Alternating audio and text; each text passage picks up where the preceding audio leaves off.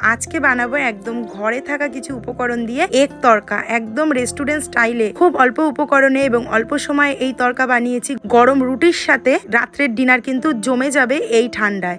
এখানে নিয়েছি একটা গোটা রসুন কুচি, 1 ইঞ্চি আদা কুচি, 10 থেকে 12টা লঙ্কা কুচি, এখানে আছে টমেটো কুচি, আর এখানে নিয়েছি 3টে মাঝারি সাইজের পেঁয়াজ কুচি, সাথে লাগছে ধনেপাতা কুচি, 3টে ডিম, ফ্রেশ ক্রিম, কাসুরি মেথি, হলুদ, লঙ্কার গুঁড়ো, ঘি, লবণ, রান্নার জন্য লাগছে তেল, আর এখানে আছে তরকার মশলা। 3টে সিটি দিয়ে তরকার ডালটাকে একটু সেদ্ধ করে রেখেছি। এই হচ্ছে তরকার ডাল।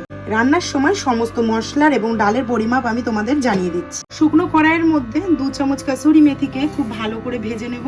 1 মিনিট মতো ড্রাই রোস্ট করে তুলে নেব। পর কড়াইতে দিয়ে দেবো একদম অল্প মাত্রায় তেল। সবার প্রথম ডিমগুলোর ভুজিয়া তৈরি করে নেব। 3টে ডিম গরম তেলের মধ্যে ফাটিয়ে দিয়ে দেবো।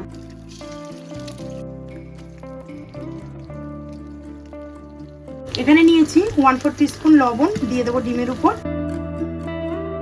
একদম অল্প মাত্রায় দিয়ে দেবো পেঁয়াজ কুচি, একদম অল্প মাত্রায় দিয়ে দেবো কাঁচা লঙ্কা, দিয়ে ভুজিয়াটা তৈরি করে নেব।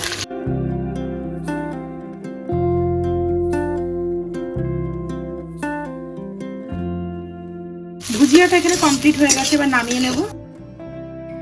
ডিম ভুজিয়াটা তুলে নেওয়ার পর কড়াইয়ের মধ্যে দিয়ে দেবো আবারও বেশ কিছুটা রিফাইন তেল। তেল খুব ভালো করে গরম হয়ে গেছে। সবার প্রথম দিয়ে দেবো রসুন কুচি,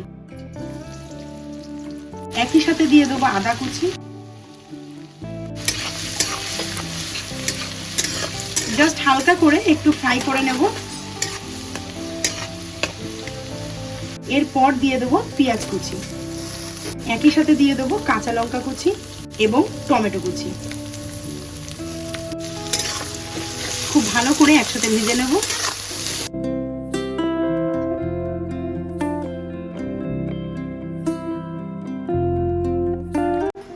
তরকার ডালটার মধ্যে প্রথমে দিয়েছিলাম একটু লবণ, 1 চামচ মতো, আর 1/2 চামচ হলুদ গুঁড়ো দিয়ে খুব ভালো করে ডালটাকে সেদ্ধ করে নিয়েছি।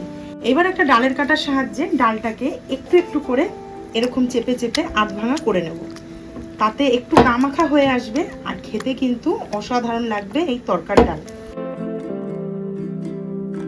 আশা করছি তোমরা দেখে বুঝতে পেরেছো, ডালটা কিন্তু একদম আধ ভাঙা করে নিয়েছি, আর এখনই কিন্তু অনেকটা পরিমাণে গামাখা হয়ে গেছে। মশলাটা এখানে প্রায় কষে এসেছে, কাঁচা গন্ধও কিন্তু চলে গেছে। এইবার দিয়ে দেবো 1 চামচ দিয়ে দেবো লবণ। যেহেতু বাঙালি বাড়ির তরকা, সেই কারণে কিন্তু এখানে আমি হলুদ দিলাম। তোমরা চাইলে হলুদ দিতেও পারো বা স্কিপও করতে পারো।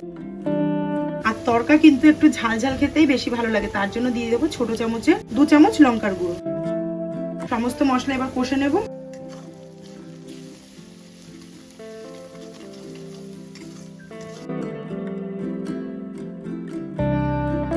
কালারটা কিন্তু অসাধারণ এসছে, আর অসাধারণ একটা স্মেলও কিন্তু বার হচ্ছে।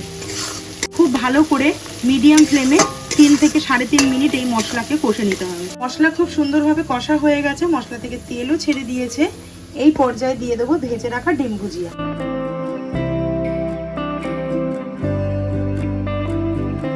ডিম ভুজিয়াটাও কষে নেব।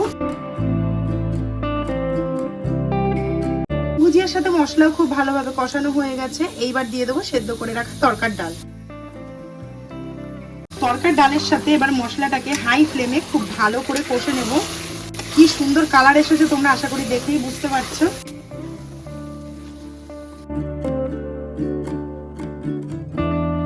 তরকার ডালটা কষিয়ে নিয়েছি। এরপরে দিয়ে দেবো এখানে 1 কাপ মতো জল, জাস্ট ধনেপাতা কুচি এবং সমস্ত মশলাগুলোকে মেশাবার জন্য। এই সময় কিন্তু গ্যাসের ফ্লেমটা একদম লো করে দিতে হবে। এরপর দিয়ে দেবো তরকার মশলা, দিয়ে দেবো রোস্টেড কাসুরি মেথি, দিয়ে দেবো ধনেপাতা কুচি, উপর থেকে দিয়ে দেবো অল্প পরিমাণে ঘি, উপর থেকে দিয়ে দেবো একদম অল্প পরিমাণে ফ্রেশ ক্রিম। সমস্ত উপকরণকে একসাথে খুব ভালো করে মিশিয়ে নেব।